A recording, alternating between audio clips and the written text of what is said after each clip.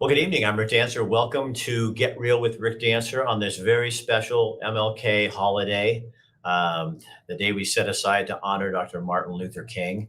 And a couple of weeks ago, I sat down and I thought, what am I going to do for a show on Martin Luther King Day? And so I called Isaiah Wagoner, a friend of mine from the Black community, and I said, why don't you set up a couple of people to come on and talk, and we'll have no agenda, but I want to know the concerns of Black Oregonians in the year 2022.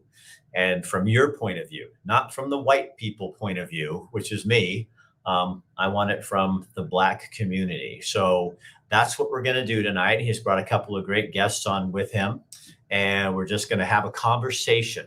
No motivation, there's no a real purpose except for to hear the concerns of Black Oregonians in our audience. And I'm super excited to do this. So we're going to kick off our show. Bill London will have the news, and we'll be back in just a few minutes to have an honest, open conversation. Who puts up with this? That's what I don't understand. Bring the lion out, bring the lion. Tonight on our show, we're going to have... Hey guys, don't you think it's kind of fun that you get to comment on the news? There's a cost. Oh yeah, there's a cost. People come after you. I think that's why this is so much fun, is because... We'll see you at 5.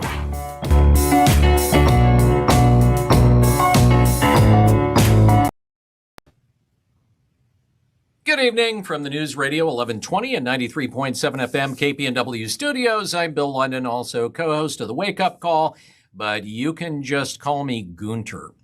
All right, so here's a look at some of the stories we're following. In case you were wondering whether there were any updates on that mass shooting that took place at the Wow Hall on Friday evening, at this point, no. Police are still looking for tips in that case. If you have any, maybe you have video footage from security cameras around your home or your business, you are asked to contact the Eugene Police Department. At this point, we can tell you that there are still 6 people who are listed as hospitalized, 1 in critical condition. According to witnesses at the time, it was a single assailant in a hoodie who opened fire with a handgun outside of the Wow Hall on Friday night during a rap concert. At this point, no arrests have been made, and the only description the police have is that it was a man in a hoodie.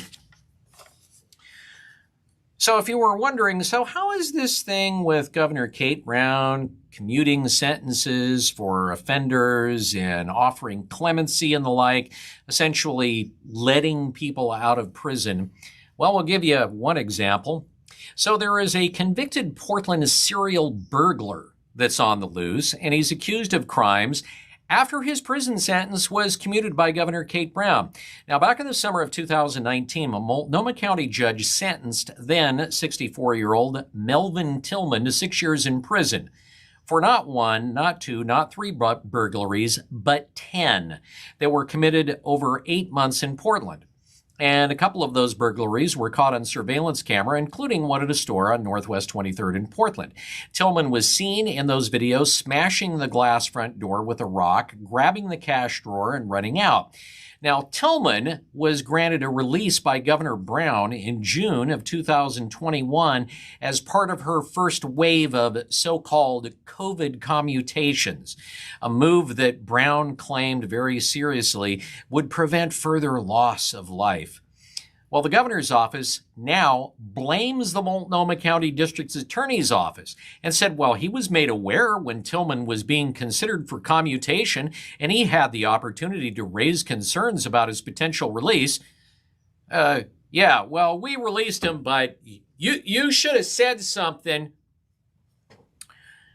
Brown also, her office, released a further statement that says, our office is still gathering information and doing our due diligence regarding Tillman's latest indictment. Information will be presented to the governor and she'll make a decision in the case whether to revoke his commutation. Okay, well, if she would have done her due diligence in the first place, she would have known that in 2019, Tillman had pleaded guilty to 10 break-ins. And before he was sentenced for those 10 burglaries, Tillman had 43 other felony convictions, 33 of them being second-degree burglary. Due diligence? As a matter of fact, in 2018, Tillman was arrested for a crime spree in Northwest Portland and then released 4 days later. And now the governor is going to do due diligence. You see, the way I look at it is you kind of do the due diligence before you do whatever it is you're going to do. So whatever you do isn't going to be what some people might consider stupid. So in 2021, Oregon's Mordor, Portland, recorded 90 homicides amid a surge in gun violence, shattering the city's previous high of 66 set more than 30 years ago. The number of homicides in Portland has now surpassed more populous cities like San Francisco and Boston.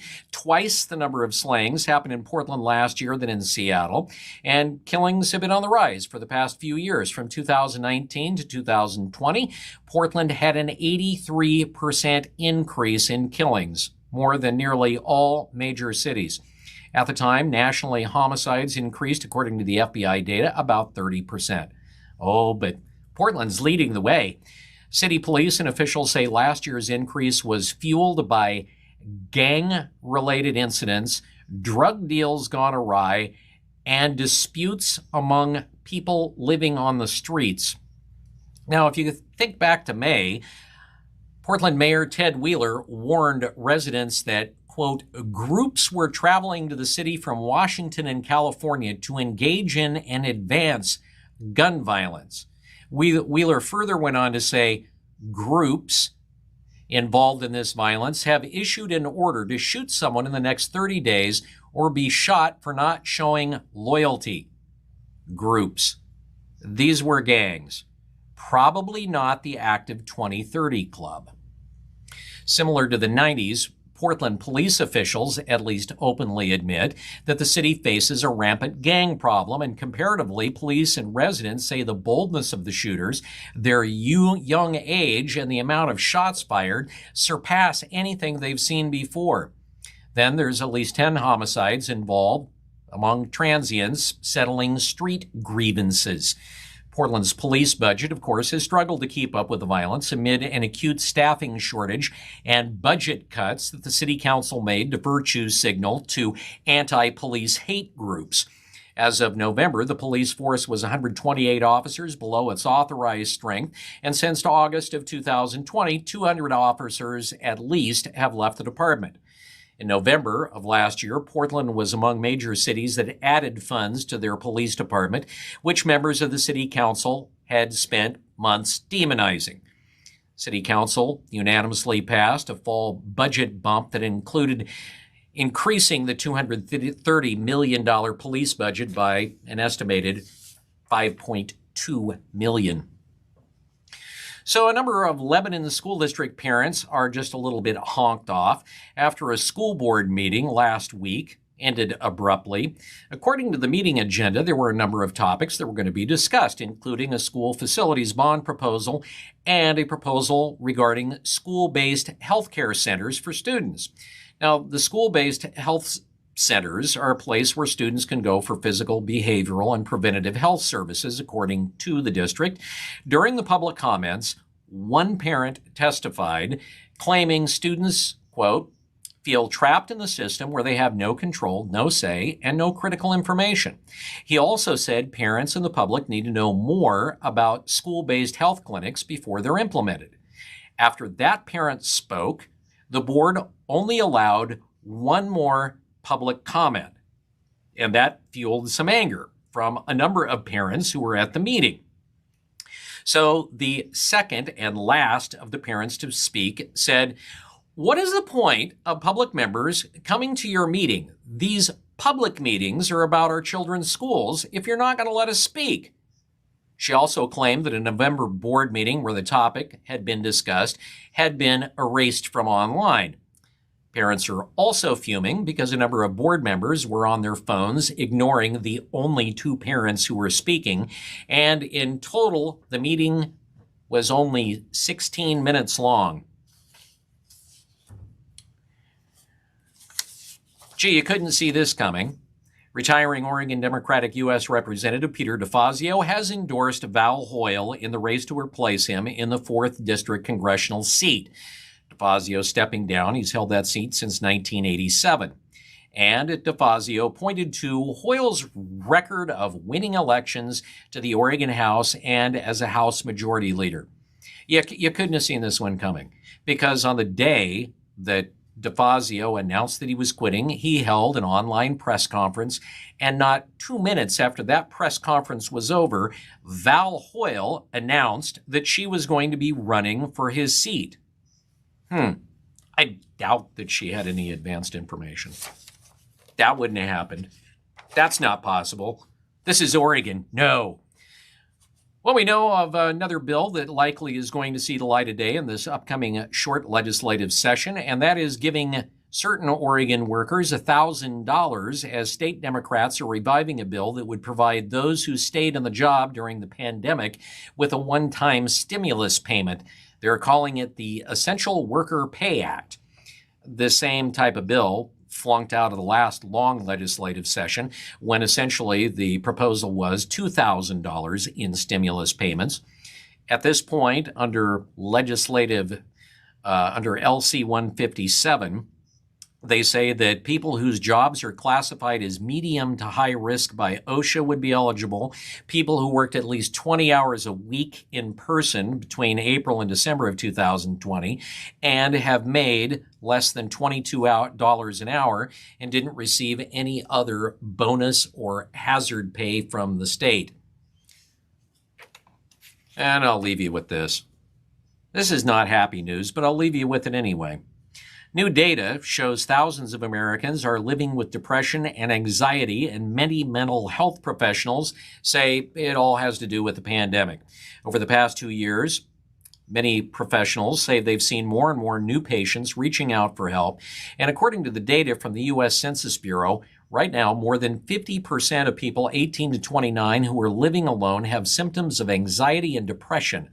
Pretty much the same number for people's aged 30 to 44. All right, Rick, it is time to get real rolled. So real roll us, Rick. All right, Bill, thank you for your news and your time and your work and all the information you get for us. We really do appreciate it. Our show tonight is sponsored by Buck Sanitary Service because they do believe in conversation. They don't always agree with everything we talk about, but they also understand that's how Oregon should be. We don't have to just sponsor people that think exactly like us. And we appreciate that about them. And Chris Dental, Family Dentistry, Dr. Michael Bratlin, another sponsor of our news segment every single night.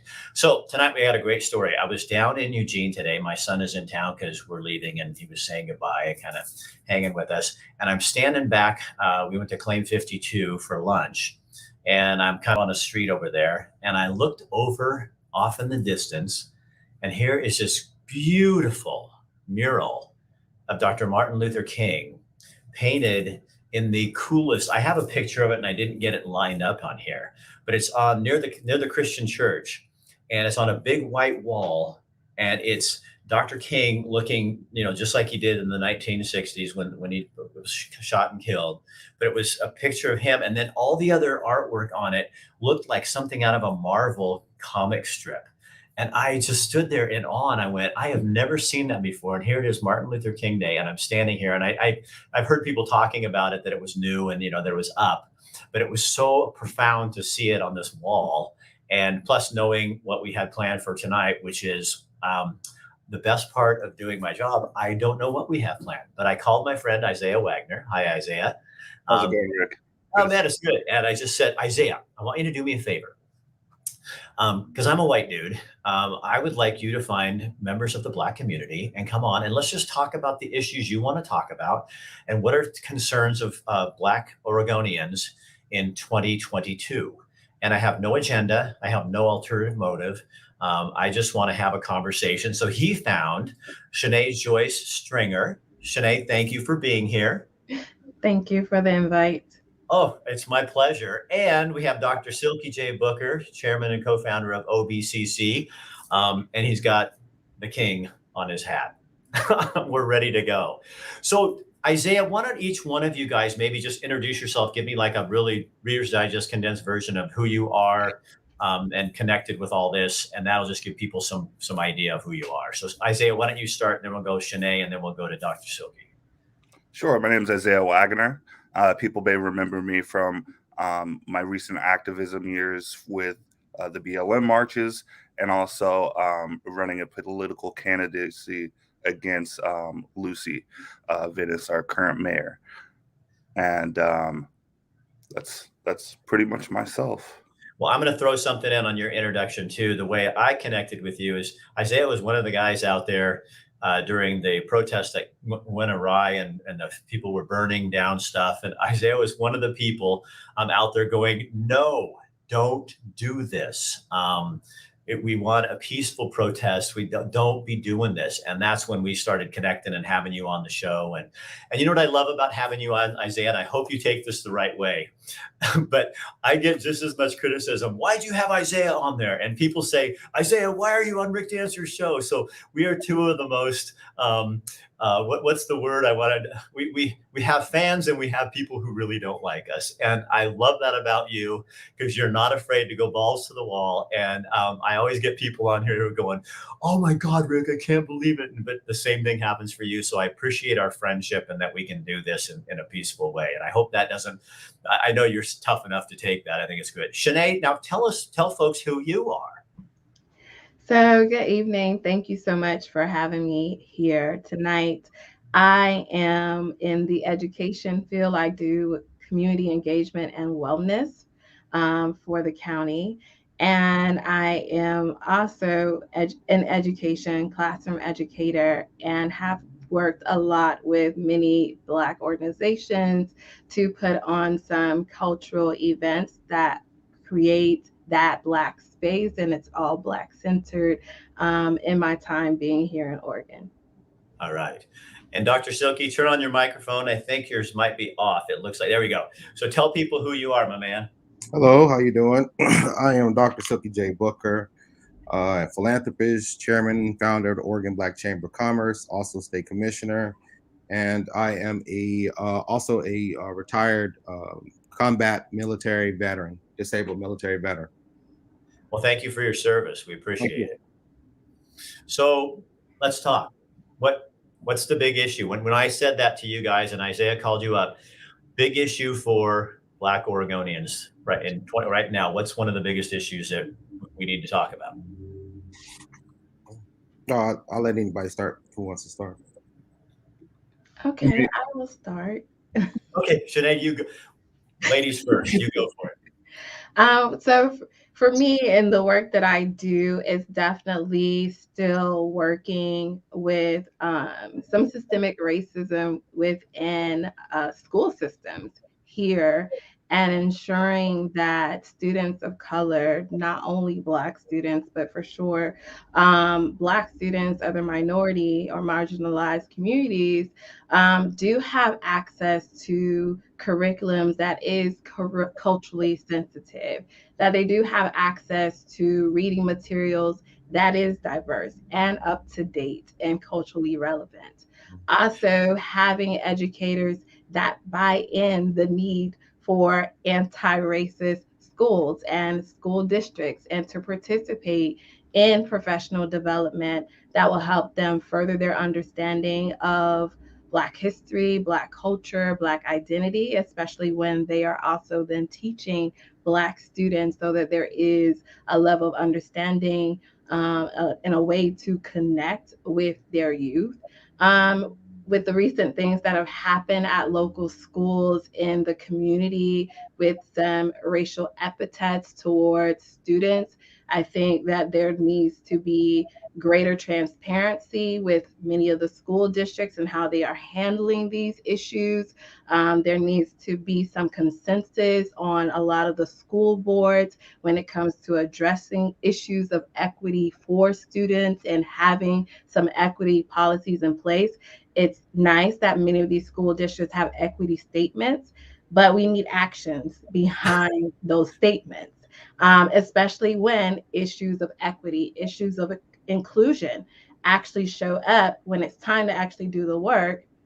There seems to be some stalls, some pullback on actually seeing that happen. So I think that for Black students here in Lane County, here in Oregon, that they're not only seen, but they're also heard, and they feel and know that they do belong in the spaces where they receive their education.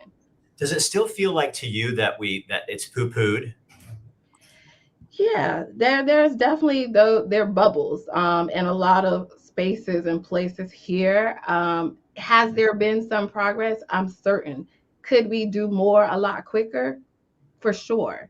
What would And you do right away, Shanae? What could be done like right away? One thing that people could understand.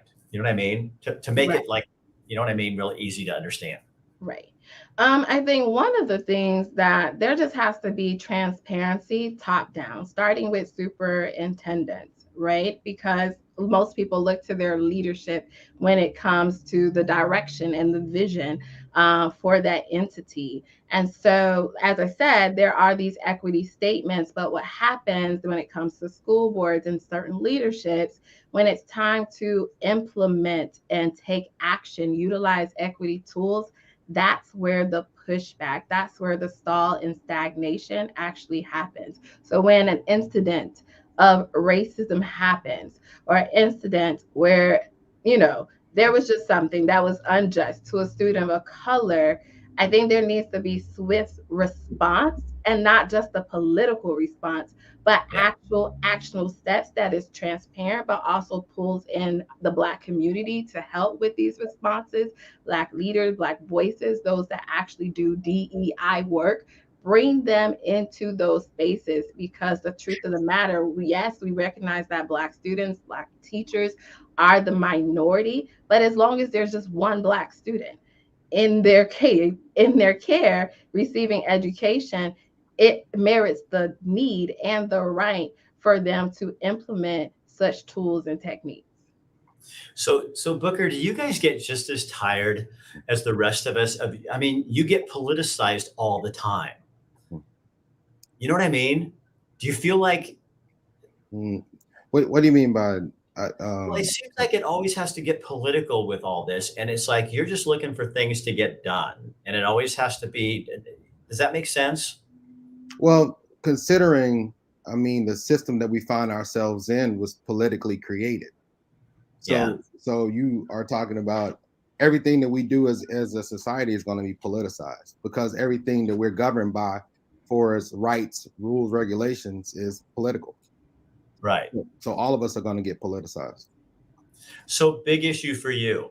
What would and it can be in addition to Shanae. I'm not discounting anybody. I just want to know what the biggest thing on your heart is, what you're thinking. I just think that we white people have to get comfortable with talking about whiteness and how it affects everybody.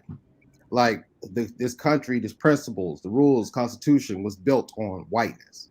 And until we get to a space where we can admit that, and we stop teaching that the slavery and Jim Crow is the history of Black people and not the history of white people, then we're never going to progress in terms of where we need to get and have this honest conversation. I'm glad that you are inviting us to talk about this, but it also is a bigger issue that's going to be solved on this talk show. It takes, and I'm gonna say this: when what happened with, I'm gonna say something. I'm gonna give you an example.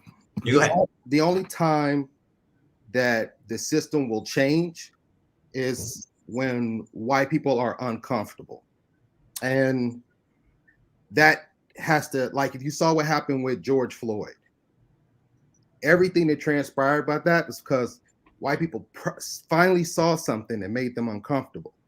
And they's like, this, we got to do something. This is not right. But this has been happening since the establishment of this country, So it's like, for us, it's like, really? it took something like George Floyd to happen for action to be taken. So that's why I say, until we get to a space where we can talk about whiteness and how nothing changes until white people are uncomfortable, then we're really not going to get to the core of what the division is about in this country. The principles, the rules, the Constitution. Who was it really written for? Who was it really for? So as we continue to live in this politicized environment that all of us are a part of, we have to understand and talk about how it originated and how we got to where we are right now. But we could talk about division all day, but you also have to talk about what brings us together beyond the division. Hence, why we are going to be talking today about where we see ourselves moving forward and stuff like that. So I'll answer your questions as we move forward, but just your first question, we have to get to a point where we could just be comfortable talking about the real issues. And we have to talk about accountability, and then how that accountability plays a part in making things different and equitable and inclusionary for everybody. So Isaiah, do you think that you and I have had these conversations before, and I get ridiculed every time. As a white guy, it's sometimes hard because I'm so afraid I'm going to put my foot in my mouth or say the wrong thing. And now I guess I just don't care anymore because, I still get badgered by people for calling you Black Americans because they say they're African Americans. And I said, well, actually, they're not from Africa. They're from America and they're Black. And this is what I've done my research and asked people what they want me to say. But even for little things like that, we're still arguing about that rather than going, how do we get to the real issue, which is having conversations? So Isaiah, just take it away from there. You know what I'm talking about. Yeah. Not to get to your point, we'll get to that. I just wanted to tag off of something important that I feel like both people that I invited to be on the show said, talking about, let's go with Shanae's, excuse me. Let's go with Shanae's point. She said something very important. What was that? What did she say? She said she wanted transparency. And that was exactly what Silky was alluding to when we were talking about accountability going down. That's what transparency really shows us. And then Dr. Silky, what did he say? Something very important. White people have to be uncomfortable in order for things to change. And we can see that. Why is that an important point? Because we can see that how COVID has made such an effect on white people's ability to feel about justice, ability to feel about freedom, ability to feel about what is right and what is wrong morally, right? So I think it digs deep into a real big issue that I think white people are understanding more how Black people feel with this COVID situation. The ones that are really upset and the ones that are really stirring a fuss and feel like their civil liberties are being molested and yada, yada, yada.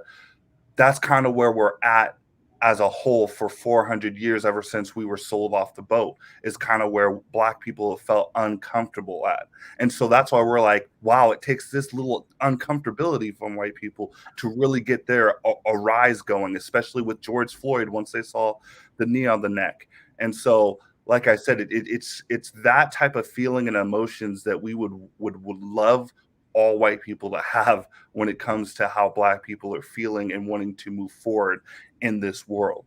What Shanae was kind of saying about the school, the schools and stuff is, and I'm not just picking on schools, but I'm saying, I think as a white culture, we did this. Oh yeah, here we need to really get in and do this and all this stuff. But as soon as it gets uncomfortable, then it's back off. Put everything back where it was. And does it look okay? Does it look like we did anything? Instead of going, what I hear you're saying is just like in most of our lives, when it gets uncomfortable, then you have to dig in harder. Like, don't back off. I think the tendency is when it starts to hurt, we back off. Ouch, wait, no. But instead of this, what you're asking us is go, okay, when it starts to hurt, trust us, let's push in a little bit, keep going. because otherwise you're going to continue to live the same way. We're going to continue to live the same way. And a bunch of people in your community are going to feel like they are not feel like they are again oppressed and separated from culture. And go ahead. I'm just rambling here. Anybody butt in? Yeah, I mean, I would really like to say that, you know, and forgiven for context, you know, we understand that not all white people were slave owners or slave traders. We understand that. We're not putting everybody in a categorized box and saying this, you know, we're not trying to perpetuate the idea that all white people are horrible and bad and yada yada yada. That's not where we're at with any of this. So where we're at is we understand that there are everyday people and everyday struggles from my take on life and who I've lived with and where I've been. But when it comes to most of this, you know, we like we say, just being uncomfortable and being able to bring up these conversations and talk to them honestly. And I would much love to hear somebody's honest opinion versus somebody who wouldn't want to say something because of fear of saying the wrong thing. And that's why we have to talk about what is the wrong thing, what is the right thing, right? So we can't ever get there unless we kind of get there, you know. And even if it has to happen behind closed doors, people just got to be honest. Right. So go ahead, Booker. You want to say something? Oh yeah, I think a big part, and we're gonna go back because I love history in terms of how this whole systematic thing came to the way it is now. People have to understand when they talk about slavery, they don't understand that slavery wasn't a total institution. It was a system of laboratory, a system of politics, system of wealth, system of power. Like, people don't understand exactly what slavery did. Like, it was a system. This country was built on that institutionalized system. I mean, just the money from slavery alone funded lands, banks, railroads, factories, gold products, all of this stuff that has allowed white America to accumulate its wealth. They don't understand that we were brought as product. So when you transition from history, you have to give history lessons to people because they have a tendency to forget, and they have a tendency to have facts mixed up with opinion.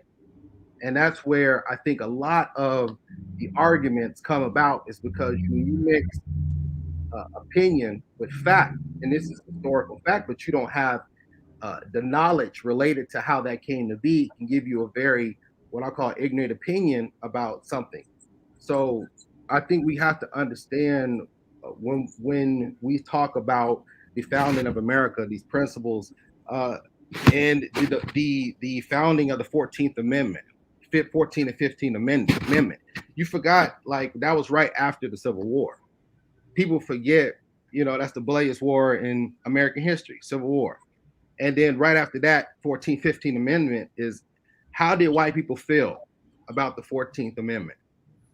I mean, the 15th Amendment, which gave black men right to vote. We look at what's happening now with the voting rights being being fought against. So people have a tendency to forget history and not understanding what the founding of these amendments really did to the fabric of someone's consciousness in terms of the way they felt that they were losing their country. And this mindset has just trickled on and on. It's never changed. And then you throw the Supreme Court, our very own Supreme Court, who helped to perpetuate the system by making laws that just pretty much took the federal laws and put them on the back burner, gave laws to states that kind of trump federal law, and all it did is perpetuate the system. So you have to understand history and how that fabric of that, what's been taken from me, that is in the consciousness of white people. And that has just been passed on from generation to generation. And we have to ask ourselves, why do we have to make laws about equality? I mean, think about that, really. Like, you a man and I'm a man. Right. If we were in church, we'd all say, law have to be made so that you feel like I'm your equal. Yeah, that's You see what I'm weird. saying? No, but Yeah, it comes to this ownership that is consciously embedded into the fabric of white America. And so you have to. wait, you just kind of blew my brain. Just a second. Okay. So, yeah, so we as white people create laws so that you're equal, but under what I read, under what Dr. King said, and under the eyes of God, we're all created equally. So even, okay, so I'm sorry, I'm kind of working through this. So the big lie is, yeah, so if I really truly understood that you and I are equal, I wouldn't have to create a law that makes me say that you are equal. I would just know that. Right. And then you That- throw That's then, wild. and then let's take it a step further. Then you throw religion into the mix. Religion is what allowed white people to say that they were better than and greater than black people. That is what set forth slavery. They went into places that were already established, already founded, kingdoms. And they said, God said, we as white men are better than you. And you are less than us. So you are our slave.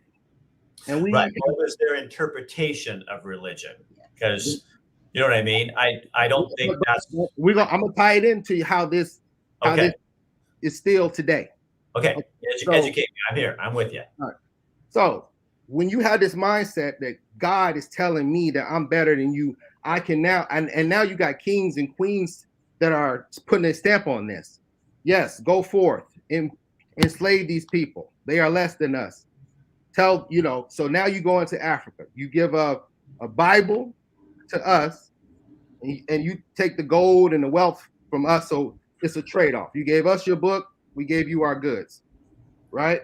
In the process of that, you have all these countries which are white that said we can go in Africa and take whatever we want. These people are less than us. Right. Slavery begins. Right. Years and years of this.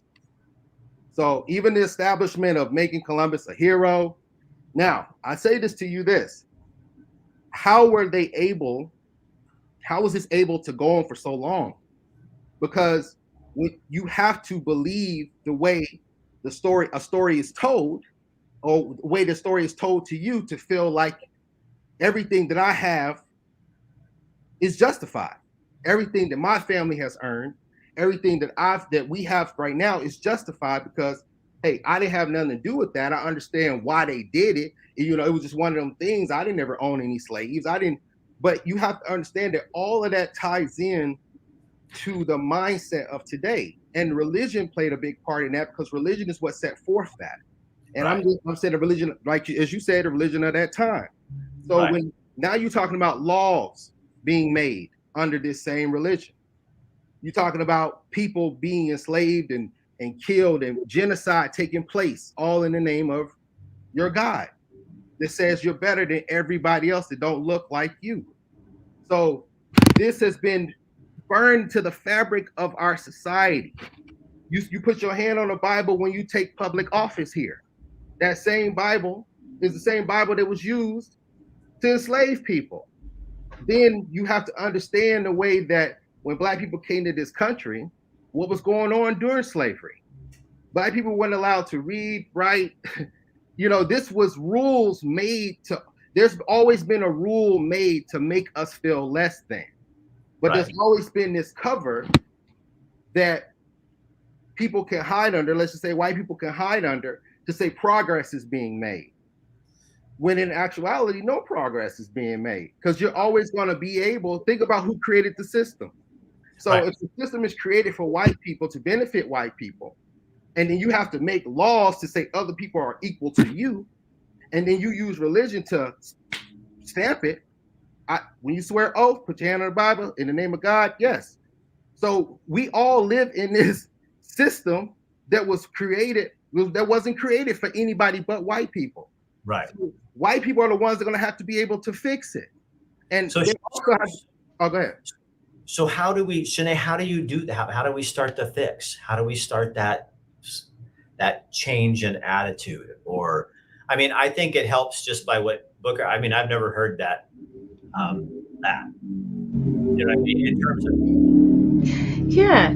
So a couple things, right? I believe in, and so actually my screensaver says that Black history is American history. And we have to get to the place that we're stop separating those factors. Everything that has happened here in America has impacted the lives of people of African descent. Uh, they have obviously influenced some of the laws. They have influenced decisions to not pass laws. So it is intricately webbed, right, historically.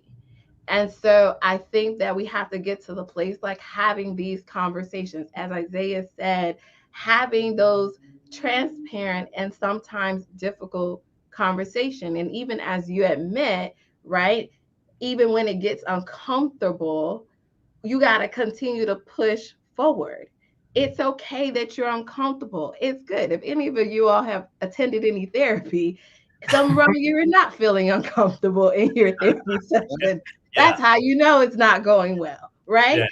It's when you are convicted, flustered, frustrated, when you know we're getting somewhere.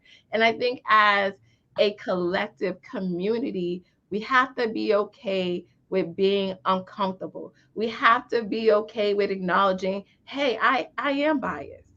We have to be okay with saying, I do have, certain preferences. I do have certain prejudices. All of us here have certain preferences, and we probably don't even, right? And they may differ from one another, and that's okay. But can we be open and honest about it? Can we actually acknowledge it?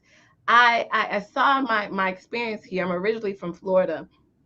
I had never been part of an entity that literally had to have trainings on being anti-racist.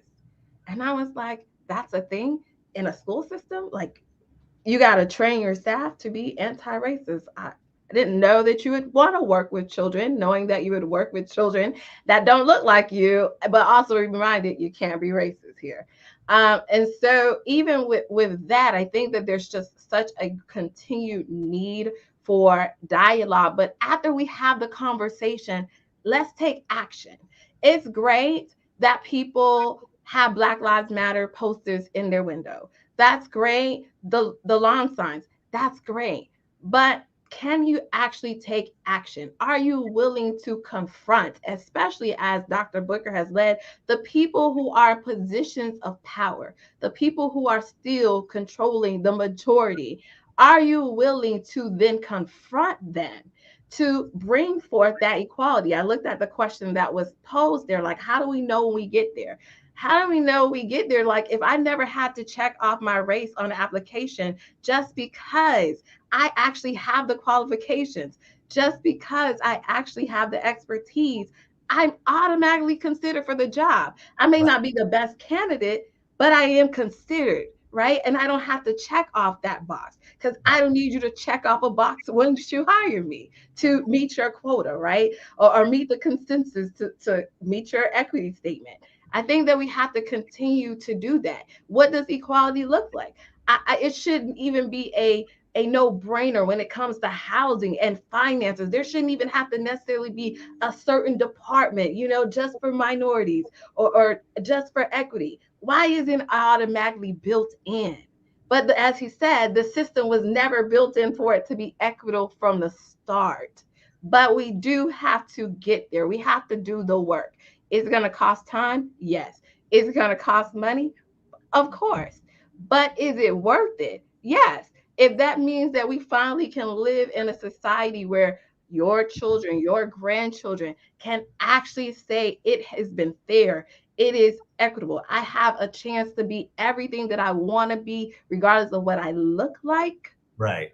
that's when we have reached the place that I shouldn't have to go into a space conscious my appearance, conscious of my tone, conscious of of all those things, of those factors. It should just be on my character. I posted today about Dr. King's "I'm a Dream" speech, and I love the quote, especially children are my passion, where he says, "I want my children to not be judged by the color of their skin, but the content of their character."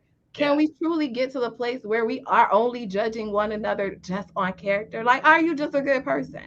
Right? And It don't matter if you're blue, white, brown. Are you genuinely a good person? And Yeah. do you have genuinely good intentions? And so I'll tag off of that and go say for it, that Isaiah.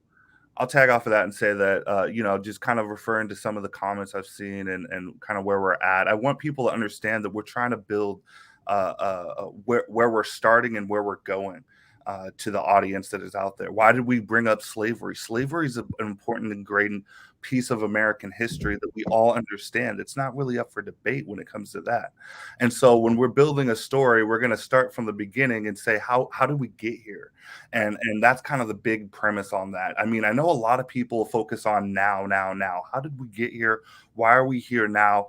Black people are on here whining. They're talking about their history. They're talking about slavery, and they can't get over the fact that I didn't have a job, and I grew up poor, and I grew up with none of these things that all these Black people claim to say that they didn't grow up with. To kind of put that person in perspective, what we are trying to get here is things that can be simple that I feel like the common man and common woman could very use in the United States. And this to me it works for Black people, but it also works for everybody, because Yeah. when there's a rule that's put in place for the chocolate, it always meshes in with vanilla, and then we got milk chocolate, and oh baby, it's a beautiful thing. So when we talk about affordable affordable wages, I think is very important. I mean, we can talk about that universally for everybody. Affordable healthcare universally is going to be something that helps everybody, and that helps our people a lot that don't have access to that. The access to good and some of the top notch schools for education, for educating our people as well, and making sure that we have a seat at the same table when it comes to job opportunities. And then Affordable I think housing. naturally everybody would like to see, and I don't know, I'm not going to say everybody, but I would know that our people would really like to see a national standard for policing across America. I mean, I think that that's something that's all reasonable, that are healthy starts of where we can get to it. And like I said, anybody that wants to debate that, fine, but I believe that that helps everyone. So let's do this. I got to wrap. Tell me, what is the next step? Because I don't want to just have a show and have a conversation. It's like, what is the next step that you would recommend that people do? One of the things that you all brought up that I really, really, really like is I think we're all tired of having to check a box.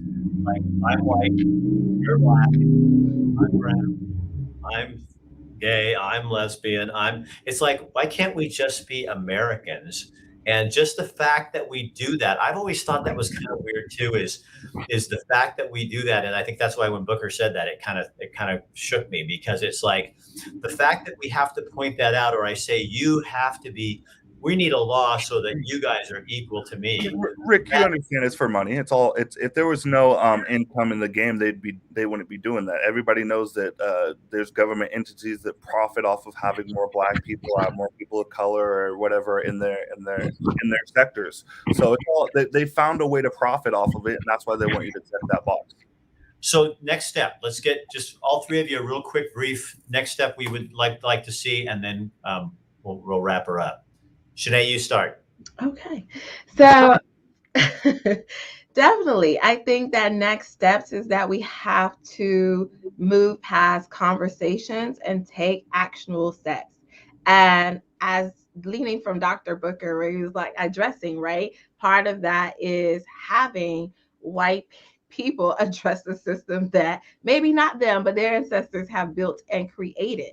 So it comes with coming together, but also on their own, confront some of your politicians, confront your educators, confront those school board leaders, confront those at the Department of Health that has allowed some of these marginalized communities to continue to be underserved and underrepresented in these spaces and spheres. Don't wait for us to start the protest and want to join. Lead the charge, right? And we'll support you. You supporting us.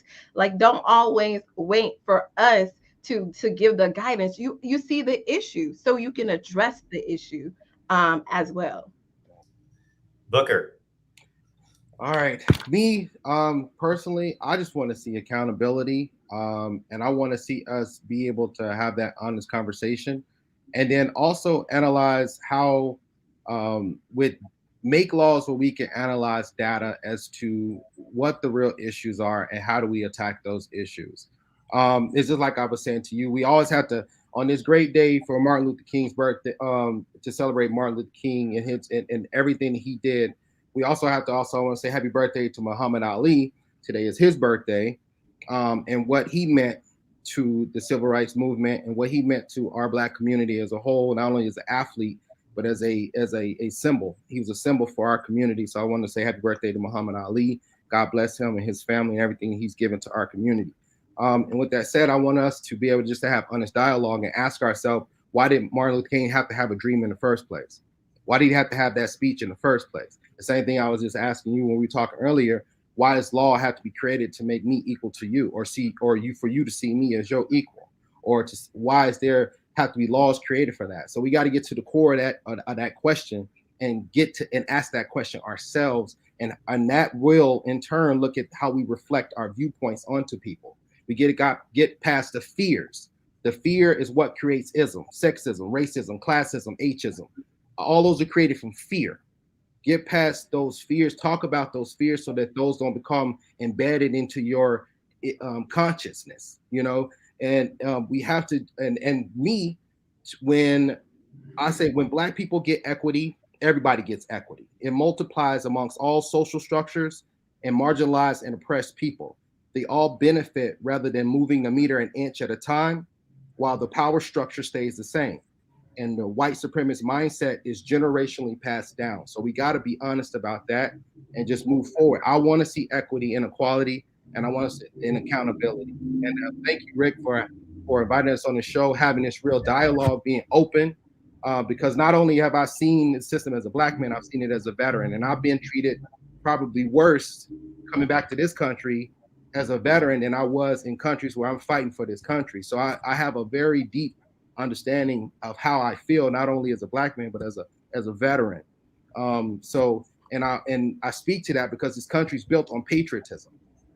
So I would ask people to see me too as a patriot, and for what I feel too as a Black man as we try to heal and move this country forward. So thank you for having us on the show. Isaiah, wrap it up for us. Yeah. I mean, I think everybody touched on extremely important points. I'd be remiss if I didn't say, happy birthday, Dr. King, and to Muhammad Ali. I also just wanted to go back to the comments. I think Melissa Willis, I think she said it perfectly. What did she say? Can all the things come together?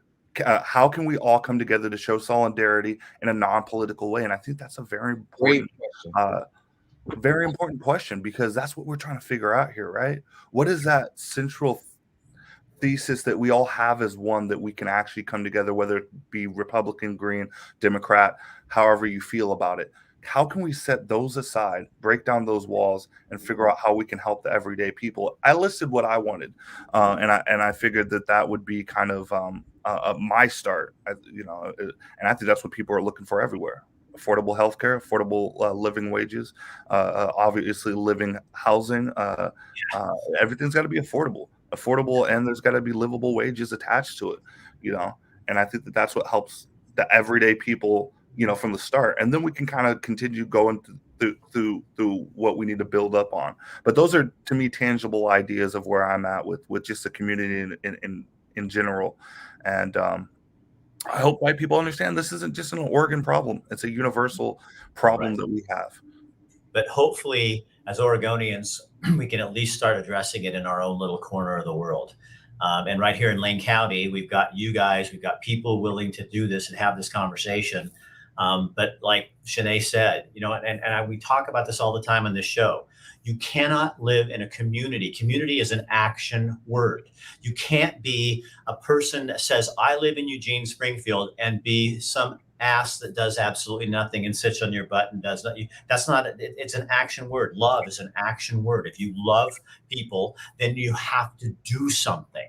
And if we really want to solve this problem, it's an action word. So we can't just give voice. We can't just keep having conversations. This is what goes on in Eugene all the time, is just talk, talk, talk, talk, talk, talk, talk.